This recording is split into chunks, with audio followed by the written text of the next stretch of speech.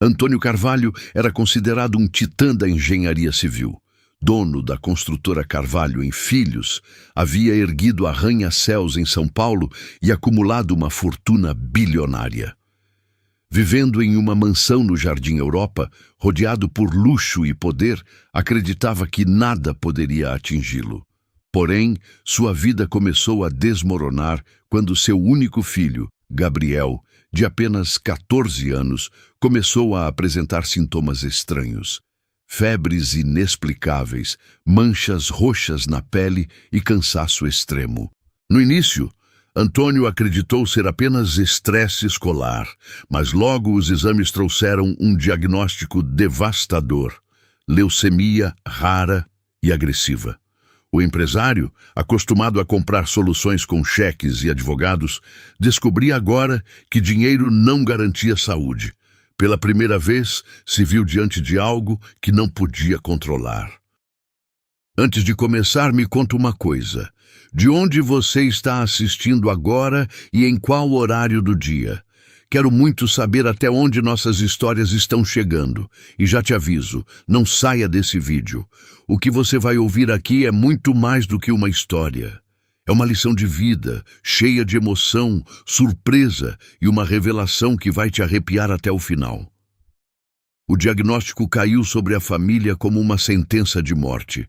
Médicos renomados foram chamados de todas as partes do mundo.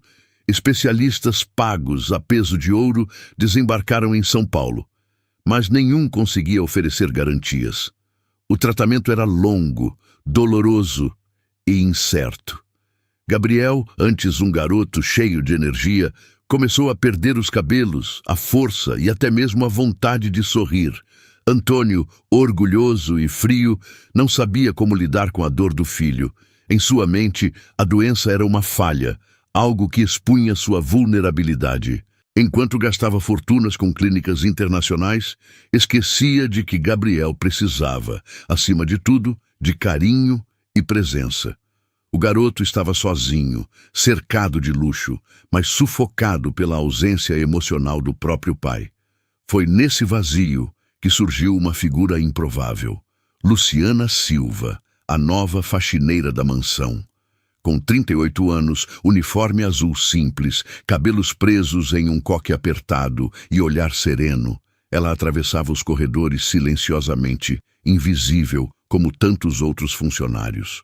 Mas em uma tarde de março, encontrou Gabriel chorando sozinho no sofá da sala, exausto após mais uma sessão de quimioterapia.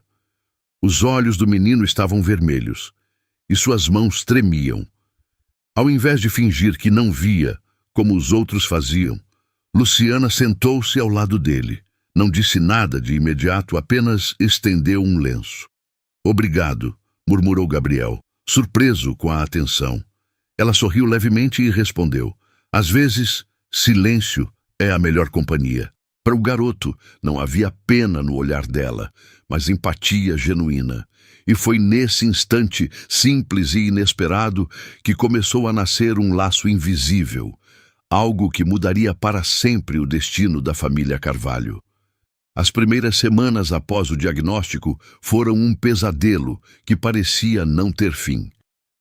Antônio transformou seu escritório particular em uma verdadeira central médica, com relatórios espalhados sobre a mesa de Carvalho e telas mostrando gráficos de tratamentos experimentais. Médicos entravam e saíam da mansão como consultores de luxo, e cada um trazia uma nova proposta, sempre cara, sempre incerta.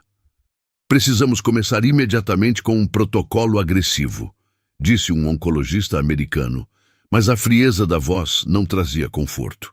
Gabriel, deitado no quarto, escutava fragmentos de conversas e entendia apenas uma coisa: sua vida estava em risco. O pai, obcecado em buscar soluções rápidas, não percebia que o filho sentia medo, solidão e saudade de um simples abraço. O dinheiro de Antônio comprava equipamentos, mas não conseguia devolver a leveza da infância roubada. Gabriel iniciou as sessões de quimioterapia e o processo foi brutal. O corpo, antes cheio de energia, tornou-se frágil, quase transparente. A cada aplicação, o menino ficava mais pálido e seu sorriso se transformava em uma lembrança distante. Vai passar, filho, você é forte, dizia Antônio, mas a voz soava mais como ordem do que como carinho. Na mansão, o clima mudou.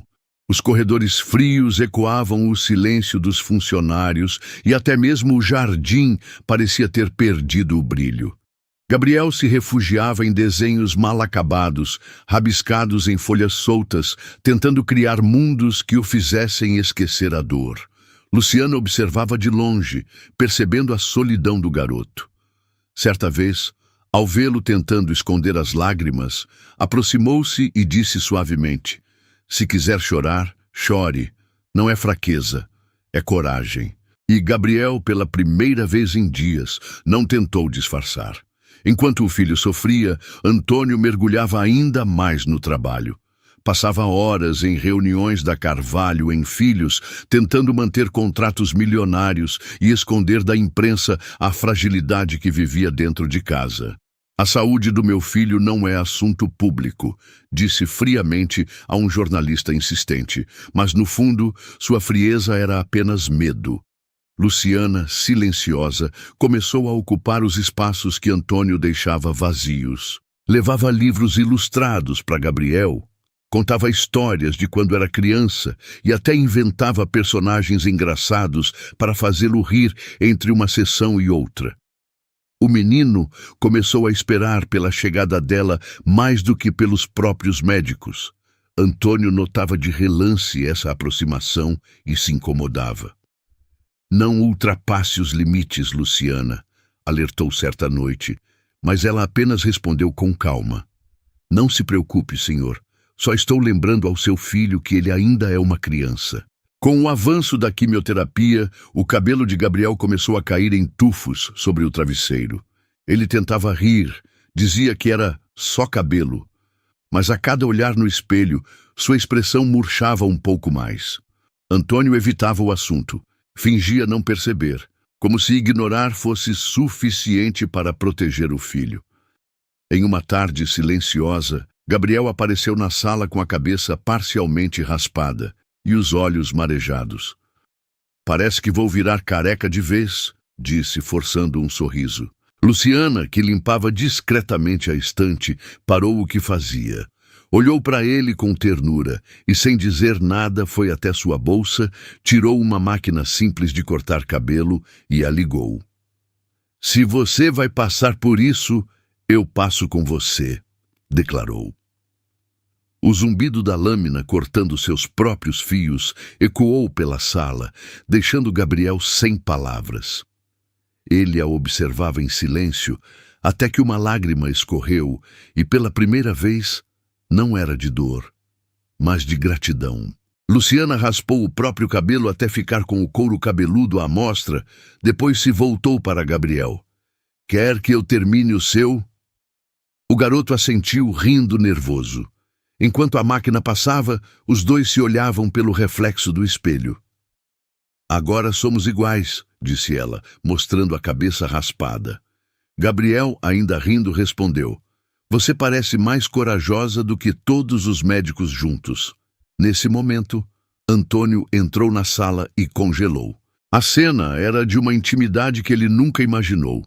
Seu filho sorrindo de verdade ao lado de uma funcionária. "O que está acontecendo aqui?" perguntou em tom duro.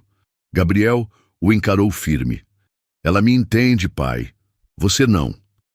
A resposta atingiu Antônio como um golpe invisível. Nunca em sua vida alguém o havia desarmado tão facilmente. Ele tentou protestar. "Isso é inapropriado." Mas a voz falhou. Luciana se levantou, encarando-o sem medo. "Não se preocupe, senhor. Só quis mostrar a ele que não está sozinho." Antônio ficou em silêncio, dividido entre a irritação e a estranha sensação de estar diante de algo que não conseguia comprar. Nos dias seguintes, Gabriel parecia mais leve, mais disposto. Começou a esperar ansiosamente pelas conversas com Luciana, pelas histórias que ela inventava, pelas músicas que trazia em um rádio velho de pilha. Quero ouvir mais daquela canção amanhã, dizia o menino, já sorrindo antes de dormir. Antônio observava tudo de longe, incomodado. No fundo, sentia que estava perdendo espaço no coração do filho para uma mulher que ele ainda via apenas como a faxineira. A cada dia que passava, Gabriel parecia encontrar em Luciana um porto seguro. Enquanto os médicos falavam de protocolos e números, era ela quem o fazia rir, quem transformava as longas noites em conversas mais leves. Antônio observava aquilo com crescente incômodo. Para ele, a aproximação da funcionária com o filho estava ultrapassando limites. Quero que se mantenha no seu papel, Luciana, disse em tom frio, uma noite, quando a encontrou no quarto de Gabriel, lendo uma história em voz baixa. Ela fechou o livro, levantou-se com serenidade e respondeu: Entendido, senhor. Mas saiba que seu filho dormiu sorrindo pela primeira vez em semanas. Essas palavras ficaram ecoando na mente de Antônio, misturando-se à culpa que ele tentava enterrar. Pela primeira vez, questionava se sua autoridade dentro de casa não era apenas um disfarce para a própria incapacidade de ser pai. Movido por desconfiança, Antônio decidiu investigar a vida da faxineira. Chamou discretamente um de seus seguranças de confiança e ordenou: quero um relatório completo sobre a história dela, nome, família, onde já trabalhou, tudo. Dias depois, recebeu uma pasta marrom sobre sua mesa. Enquanto folheava as páginas, a surpresa tomou conta. Luciana Silva não era apenas uma mulher que vivia de faxinas. Havia estudado enfermagem por 2 anos, abandonando o curso após a morte do marido em um acidente misterioso. Mais adiante, registros apontavam que ela havia trabalhado em um hospital oncológico como auxiliar de pesquisa, participando de estudos sobre leucemia infantil. O que uma mulher com esse histórico faz limpando pisos? Murmurou Antônio, sentindo-se desconfortável. Pela primeira vez, ele enxergava que havia muito mais naquela mulher do que o uniforme azul escondia. Naquela mesma noite, enquanto passava pelo corredor, Antônio ouviu a voz baixa de Gabriel conversando com Luciana. O menino perguntava: Você já conheceu alguém que teve o que eu tenho? Houve um breve silêncio, seguido da resposta dela: Sim, já conheci. O tom de Luciana era carregado de uma dor contida, como se guardasse uma lembrança difícil. Gabriel insistiu: E essa pessoa ficou bem? Ela hesitou, mas disse: Nem sempre as histórias têm o final que desejamos, mas eu prometo que vou estar ao seu lado, aconteça o que acontecer. Antônio se afastou antes que fosse notado, mas aquelas palavras o perseguiram. Havia um segredo escondido no passado daquela mulher, algo que ele ainda não compreendia, mas que começava a se conectar de maneira assustadora com a doença de seu filho. As semanas seguintes foram cruéis. Gabriel, que ainda conseguia brincar entre uma sessão e outra, agora mal conseguia se levantar da cama. Seu corpo estava coberto de hematomas, a febre parecia não ceder e a fraqueza se tornava cada vez mais evidente. Antônio caminhava pelos corredores do hospital como um leão enjaulado, exigindo resultados de cada médico que cruzava seu caminho. Até que, numa manhã chuvosa, o Dr. Augusto Nogueira chamou o empresário para uma conversa reservada. Precisamos considerar a única opção que pode salvar seu filho, disse com seriedade. Antônio franziu o senho, impaciente. Fale logo, doutor. O médico suspirou, ajustando os óculos. Transplante de medula óssea. Sem ele, as chances de Gabriel são mínimas. A frase ficou suspensa no ar, pesada como chumbo. Pela primeira vez, Antônio se sentiu de fato impotente. A busca por um doador começou imediatamente. Antônio ligou para parentes distantes, mandou coletar sangue de toda a família, acionou bancos internacionais, contratou especialistas em genética. O dinheiro comprava velocidade, mas não garantia o impossível. Cada resultado negativo vinha como uma facada, e Gabriel percebia a frustração estampada no rosto do pai. Não adianta, né? Eu vou morrer, murmurou certa noite, deitado, olhando para o teto. Antônio tentou reagir, apertando-lhe a mão. Você não vai a lugar nenhum, ouviu? Mas sua voz falhou. Luciana, que acompanhava a cena, aproximou-se em silêncio, segurou a outra mão do garoto e disse suavemente: às vezes, a vida guarda respostas em lugares que ninguém imagina. Gabriel virou-se para ela e, mesmo exausto, esboçou um sorriso. O pai, porém, sentiu um arrepio de incômodo, como se aquelas palavras carregassem mais do que simples esperança. Dias depois, a resposta que ninguém esperava chegou. Uma enfermeira correu pelo corredor, ofegante, segurando um envelope com os exames. Entrou na sala onde Antônio, Luciana e o médico estavam e anunciou: encontramos um doador compatível. O silêncio se transformou em um turbilhão de emoções.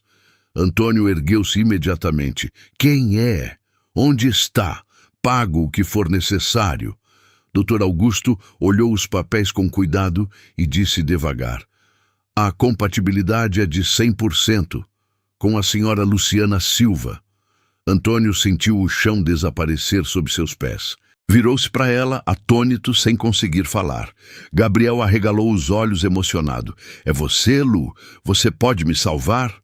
Luciana respirou fundo e respondeu sem hesitar: se o que eu tenho pode devolver a vida dele, então é claro que eu vou doar. Nesse instante, todos perceberam que aquela mulher escondia muito mais do que qualquer uniforme poderia revelar. A revelação de que Luciana era compatível caiu como um raio dentro da mansão e no hospital. Antônio, atônito, não conseguia acreditar. Isso é algum tipo de coincidência absurda, murmurava, andando de um lado para o outro. Mas no olhar de Luciana havia algo além da surpresa. Havia dor. Naquela noite, enquanto Gabriel dormia, ela permaneceu sentada ao lado da cama, observando o garoto respirar. Antônio entrou silenciosamente e, pela primeira vez, falou sem arrogância. Por que você aceitou tão rápido? Não tem medo? Luciana respirou fundo, mantendo a voz calma.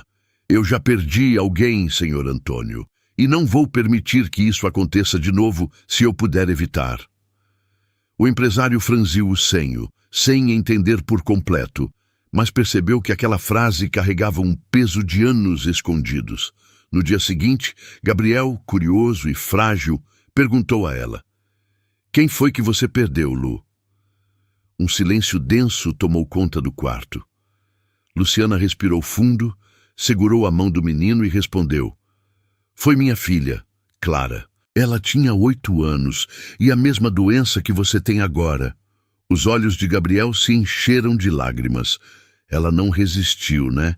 Perguntou baixinho. Luciana apenas balançou a cabeça, tentando conter o choro. Antônio, que ouvia da porta, sentiu um arrepio percorrer sua espinha. A mulher que ele via como apenas uma funcionária carregava em si uma cicatriz que o tornava pequeno diante dela. Gabriel, porém, não demonstrou medo. Então você entende o que eu sinto, disse sorrindo fraco. Mais do que qualquer um, respondeu Luciana, com os olhos marejados. A partir daquela confissão, o vínculo entre Gabriel e Luciana se fortaleceu ainda mais. O menino passou a confiar nela como se fosse parte de sua própria família. Antônio, por outro lado, sentia um misto de gratidão e vergonha. Não conseguia acreditar que havia tratado com desdém uma mulher que já havia enfrentado tanto. Uma madrugada, incapaz de dormir, entrou na cozinha e encontrou Luciana sentada, tomando café em silêncio. Você nunca me contou nada disso, disse ele. Ela ergueu os olhos e respondeu firme, porque nunca quis sua piedade, só o respeito que nunca me deu. Antônio ficou sem palavras. Percebeu que, pela primeira vez em anos, Alguém tinha coragem de enfrentá-lo sem medo. E naquela cozinha silenciosa, ele entendeu que estava diante de uma mulher muito mais forte do que qualquer arranha-céu que já havia construído. Após a revelação sobre a filha perdida de Luciana, Antônio não conseguia mais enxergá-la apenas como funcionária. Havia algo nela que o desestabilizava, um enigma que não se resolvia apenas com gratidão. Movido por curiosidade e também por medo, pediu discretamente a Marina, sua assistente, que investigasse mais a fundo o passado daquela mulher. Dias depois, uma nova pasta foi deixada sobre sua mesa. Antônio abriu-a com impaciência, e as primeiras páginas já lhe gelaram o sangue. Entre documentos antigos, havia fotografias em preto e branco de seu próprio pai, José Carvalho, abraçado a uma mulher que ele jamais havia visto. Ao lado da foto, uma certidão de nascimento. Luciana Silva, filha de José Carvalho, e Maria Helena Silva. Antônio deixou o papel cair da mão. Isso não pode ser verdade, murmurou, sentindo o chão desaparecer. Naquela mesma noite, enquanto Gabriel dormia, Antônio procurou Luciana no refeitório do hospital. Ela estava sozinha, mexendo no rádio antigo que levava sempre consigo. "Preciso que me diga a verdade", começou ele com a voz embargada. Luciana ergueu os olhos, sem demonstrar surpresa. "Já descobriu, não foi?" O silêncio dele foi resposta suficiente. "Sim, senhor Antônio. Seu pai também foi o meu. Eu sou sua irmã." O empresário ficou paralisado, encarando-a como se fosse um fantasma. "Você está dizendo que Gabriel, que meu filho, vai ser salvo pela própria tia?" gaguejou. Luciana apenas assentiu, com uma serenidade que o desarmava. "A vida é irônica, não é? O mesmo sangue que você menosprezou é o que pode salvar a vida do seu filho." Antônio saiu da sala atordoado, caminhando pelo corredor como se não reconhecesse o próprio reflexo nas janelas de vidro. Toda a sua vida, sua fortuna e seu orgulho estavam construídos sobre uma ideia de hierarquia e distância social. E agora descobria que aquela mulher que ele via como inferior era, na verdade, sua irmã de sangue. Na madrugada, voltou ao quarto de Gabriel. O garoto acordou e perguntou: "O que houve, pai? Você parece diferente." Antônio hesitou, mas não conseguiu esconder. "A Luciana, ela não é só a pessoa que vai te salvar. Ela faz parte da nossa família." Gabriel abriu um sorriso cansado, mas sincero. "Eu já sabia, pai. Só você que não conseguia enxergar." Essas palavras perfuraram o coração de Antônio mais do que qualquer relatório médico. Pela primeira vez, ele se sentiu menor que o próprio filho. O dia do transplante se aproximava como uma sombra inevitável. O hospital inteiro parecia respirar em compasso com a espera de Gabriel. Cada enfermeira que entrava no quarto trazia um silêncio reverente, como se todos soubessem que aquele menino de 14 anos carregava nas veias uma guerra entre a vida e a morte. Antônio, apesar do desespero, ainda lutava contra a própria arrogância. "Não quero que isso vire um espetáculo de família", dizia a si mesmo, tentando justificar o incômodo com a verdade que havia descoberto. Mas, no fundo, sabia que era orgulho. Orgulho por nunca ter enxergado Luciana como alguém que merecia respeito. Certa noite, ao ver Gabriel acariciando a mão dela e sussurrando "Obrigado por não me deixar sozinho", Antônio sentiu uma pontada no peito. Era ciúme, vergonha e, acima de tudo, medo de perder não só o filho, mas também a ilusão de que estava no controle. Na véspera do transplante, o Dr. Augusto chamou Antônio e Luciana para uma conversa. "Quero que entendam os riscos", começou o médico, ajustando os óculos. "Há chances de rejeição, complicações, infecções graves. Precisamos estar preparados para qualquer cenário." Antônio cruzou os braços, tentando manter a compostura. E se algo acontecer com ela? Perguntou em tom seco. Luciana respondeu antes mesmo que o médico abrisse a boca. Não se preocupe comigo. Já sobrevivi a dores maiores do que qualquer bisturi pode causar. O silêncio pairou no ar. Antônio a encarou, procurando alguma hesitação, mas só encontrou firmeza. Pela primeira vez, percebeu que não era ele quem estava no comando. Você não tem medo? Insistiu. Luciana sorriu de leve. Tenho, mas o medo não me paralisa. E é isso que faz diferença. De volta ao quarto, Antônio tentou conversar com Gabriel. O menino, debilitado, olhou para o pai com olhos marejados. Pai, se eu não sobreviver, promete que vai cuidar dela e da Clara? Antônio se engasgou com a pergunta. Não fale assim, você vai viver. Eu não vou deixar nada acontecer. Gabriel insistiu. Promete, pai. A voz do garoto era fraca, mas carregava uma determinação que Antônio nunca tinha visto. Ele respirou fundo, segurou a mão do filho e respondeu. Prometo. Nesse instante, percebeu que a promessa não era apenas para tranquilizar o menino, mas um pacto que mudaria o rumo da própria vida. Ao sair do quarto, encontrou Luciana no corredor. Ela apenas disse, ele confia em você, não o decepcione. Antônio não respondeu, mas sabia que aquelas palavras o perseguiriam até o fim dos seus dias. O dia do transplante amanheceu cinzento, como se até o céu temesse o resultado.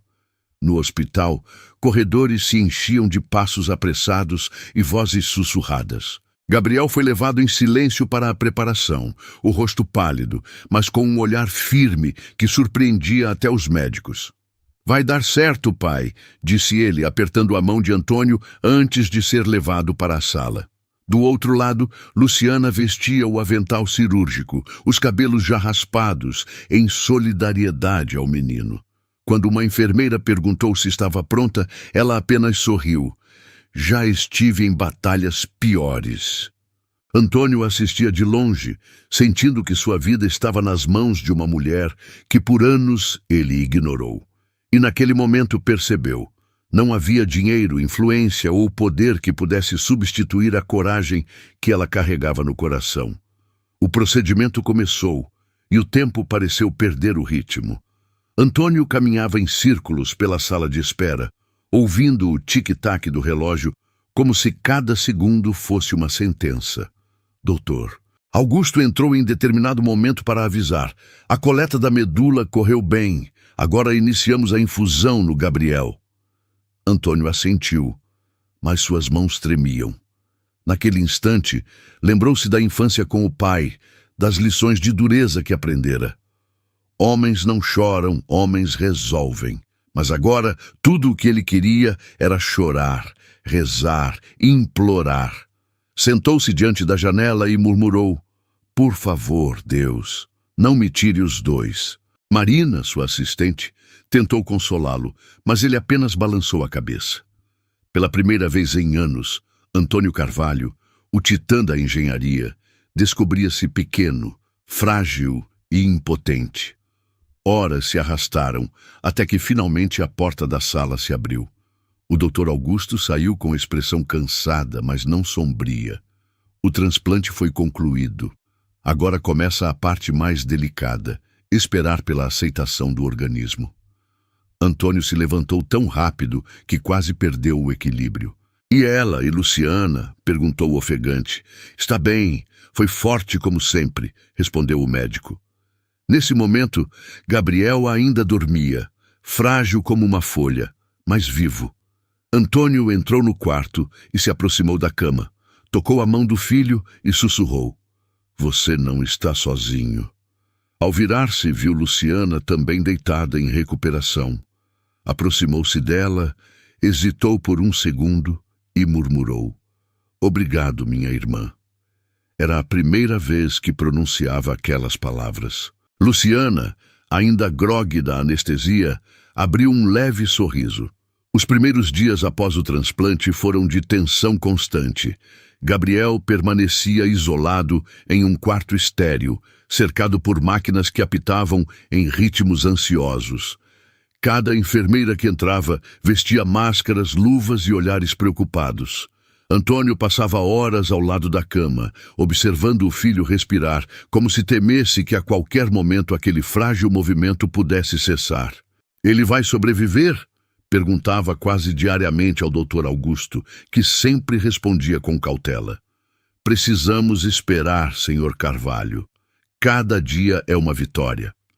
Do lado de fora, Luciana também enfrentava sua própria recuperação, ainda fraca pela coleta, mas insistindo em visitar Gabriel, mesmo que de longe. Antônio, pela primeira vez, não ousou impedi-la. Ele sabia que o filho se agarrava à presença dela tanto quanto ao tratamento. Na madrugada do 7º dia, Gabriel teve uma crise de febre alta.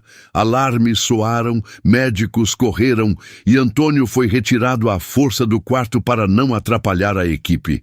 Ele batia na porta desesperado. "Façam alguma coisa, ele não pode morrer." Minutos que pareciam eternos se arrastaram até que Dr. Augusto saiu, com o rosto tenso, mas controlado. "Estamos lidando com uma infecção agressiva. Precisamos de um antibiótico específico imediatamente." Antônio ligou para fornecedores, ofereceu valores absurdos, mas descobriu que o medicamento estava em falta. Foi então que Luciana se aproximou. "Eu conheço alguém no hospital público da Zona Leste que pode conseguir. Confie em mim." Antônio, incrédulo, perguntou: "Você acha que pode mais do que meus contatos?" Luciana o encarou firme. "Não acho, eu sei, porque eu aprendi a sobreviver sem dinheiro." Horas depois, Luciana voltou com uma pequena caixa nas mãos, conseguida através de contatos antigos do tempo em que trabalhava em pesquisa. Dr. Augusto aplicou a medicação e, lentamente, a febre de Gabriel começou a ceder. Antônio observava a cena, dividido entre alívio e vergonha. Pela primeira vez, entendeu que sua fortuna não era onipotente e que aquela mulher, a quem sempre tratara como invisível, havia feito mais pelo filho dele do que todos os médicos caros contratados. À noite, sentou-se ao lado da cama de Gabriel e segurou sua mão. "Pai, ela salvou a gente de novo, não foi?" perguntou o garoto com a voz fraca. Antônio assentiu, os olhos marejados. "Sim, filho. Ela nos salvou e ainda vai salvar muito mais do que você imagina." Gabriel sorriu antes de adormecer, e naquela expressão frágil, Antônio encontrou uma lição que nenhum contrato poderia ensinar. Com o passar das semanas, Gabriel começou a mostrar sinais de melhora. O cabelo ainda não havia voltado, mas a cor lentamente retornava às suas bochechas. Cada passo dado pelos corredores do hospital era celebrado como uma vitória. Antônio caminhava ao lado dele, mas sempre havia um detalhe. Gabriel só aceitava dar esses passos se Luciana estivesse por perto. "Segura a minha mão, Lu", dizia o garoto, e ela, mesmo cansada, atendia com um sorriso. Antônio observava, e a cada gesto simples sentia a rigidez de sua própria armadura se desfazer. Já não era mais o empresário arrogante que gritava por relatórios e números. Agora era apenas um pai que aprendera a esperar o milagre dos detalhes. Um fio de cabelo novo, uma febre que não voltava, um sorriso espontâneo no rosto do filho. Parágrafo 2. 15 linhas. Certa manhã, Luciana entrou no quarto com uma pasta cheia de papéis e fotos.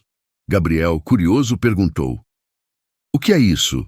Ela se sentou ao lado da cama e mostrou desenhos feitos por crianças, escolas improvisadas, livros coloridos, quadras de futebol rabiscadas com giz de cera. "São projetos que comecei há anos para criar um centro de apoio a crianças com câncer, mas nunca consegui levar adiante. Faltava alguém que acreditasse comigo." Antônio, que estava encostado na janela, ouviu cada palavra em silêncio. Ele, que sempre investira em prédios de concreto, nunca havia parado para pensar em construir algo que tocasse diretamente vidas. "Quanto custa?" perguntou seco. Luciana olhou para ele firme. "Não é só dinheiro, senhor Antônio. É compromisso. Dinheiro sozinho não transforma nada." Parágrafo 3, 15 linhas. Gabriel, com olhos brilhantes, virou-se para o pai. "Faz isso, pai. Por mim. Pela Clara também." O nome da filha perdida de Luciana pairou no ar como uma oração silenciosa. Antônio sentiu um nó na garganta. Pela primeira vez, entendeu que investir em algo não significava retorno financeiro, mas sim humano. "Então, vamos fazer juntos", disse, sentando-se ao lado dela. "Você tem a visão, Luciana. Eu tenho os recursos. Se unirmos forças, podemos mudar vidas." Ela o encarou surpresa, mas também desconfiada. "Espero que não esteja fazendo isso só para aliviar sua consciência", respondeu. Antônio abaixou os olhos, consciente da verdade. "Talvez seja, mas também porque quero ser o tipo de homem que meu filho possa respeitar." Luciana respirou fundo e assentiu. Pela primeira vez, um pacto verdadeiro começava a nascer entre eles. Meses depois, a antiga arrogância de Antônio parecia apenas um fantasma distante. No lugar dela, surgia um homem diferente, marcado pelas noites insones e pelas lições de um filho que quase perdera. O instituto finalmente estava pronto. Paredes coloridas, salas de aula iluminadas, brinquedos espalhados pelos corredores e uma ala médica equipada para atender crianças com câncer de forma digna. Na inauguração, centenas de pessoas se reuniram, entre familiares, médicos, voluntários e jornalistas. Antônio subiu ao palco, mas desta vez sua voz não era a de um empresário que buscava aplausos. "Durante muito tempo, eu construí prédios, mas esqueci de construir humanidade. Foi meu filho e uma mulher extraordinária que me ensinaram o que realmente importa." Luciana, ao seu lado, baixou a cabeça discretamente, mas um sorriso emocionado escapou. Quando chegou a sua vez de falar, Luciana surpreendeu a todos. Pegou o microfone com firmeza, respirou fundo e disse: "Não estou aqui como ex-faxineira ou como doadora. Estou aqui como mãe. Uma mãe que perdeu uma filha para essa doença e que decidiu transformar dor em luta. Este lugar não é sobre mim, nem sobre o senhor Antônio. É sobre cada criança que merece ser vista, amada e tratada com dignidade." A plateia aplaudiu de pé, emocionada. Gabriel, já mais forte, usava uma camiseta do instituto e chorava discretamente ao lado da mãe de coração. "Você é minha heroína, Lu", disse ele em voz baixa, segurando sua mão. Antônio, que observava a cena, deixou que as lágrimas corressem livremente pela primeira vez em público. Não se importava mais em esconder. Naquele dia, o legado da família Carvalho mudou de direção. Não era mais sobre arranha-céus ou contratos milionários, mas sobre vidas transformadas. Gabriel, ao discursar brevemente, resumiu tudo com a pureza que só um adolescente marcado pela dor poderia ter. A verdadeira riqueza não está no que a gente tem, mas no que a gente dá. Ao ouvir isso, Antônio abraçou o filho com força e, em seguida, voltou-se para Luciana. "Obrigado, minha irmã. Obrigado por me ensinar a ser humano." Ela respondeu apenas: "Não me agradeça. Faça valer." Ao cair da noite, enquanto as crianças corriam pelos corredores do novo instituto, Antônio percebeu que, pela primeira vez em sua vida, estava em paz. A mulher que ele ignorara no passado havia se tornado a ponte que uniu sua família à redenção, e o sorriso de Gabriel era a prova de que o amor tinha vencido o orgulho. "E agora eu quero saber de você. Já viu alguma situação assim? Deixe sua opinião nos comentários. Eu vou adorar ler a sua história também. Se essa história tocou seu coração, não esqueça de curtir, se inscrever no canal e compartilhar com alguém que precisa ouvir essa mensagem hoje. Juntos, podemos espalhar histórias que inspiram e transformam vidas.